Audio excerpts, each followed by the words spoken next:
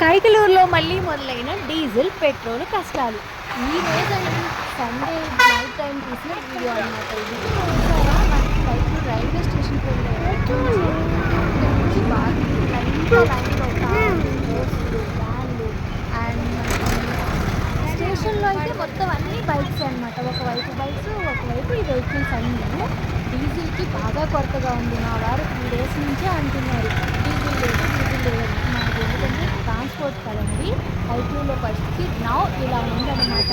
ఎప్పుడు తీరుతాయి ఈ కష్టాలు, కానీ ఇక్కడ నుంచి ఇలాంటివి మనం ఫేస్ చేయాల్సి ఉంటుందేమో. కాబట్టి కొంచెం అందుబాటులో ఉన్నప్పుడే కొట్టించుకుందామా అంటే తర్వాత దొరికేస్తుంది, దొరకలేదని కొట్టించుకుందామని అయితేనేమో ఇంతకి లిమిట్ పెడుతున్నారు. బైక్లో అయితే 500 రూపీస్కి మాత్రమే ఇంతని అలా ఉంది.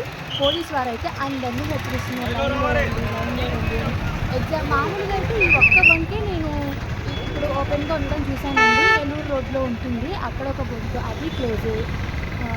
ఇది ఒకటి ఆన్ అయి ఉంది. మళ్ళీ మనకి కొంచెం ముందుకు వచ్చిన తర్వాత ఇండియన్ ఆయిల్ ఉంటుంది కదా, అది కూడా తాళ్ళు కట్టేశారు, అది కూడా క్లోజ్ అనమాట. అది ఇదన్నమాట కైకలూరులో నా పరిస్థితి.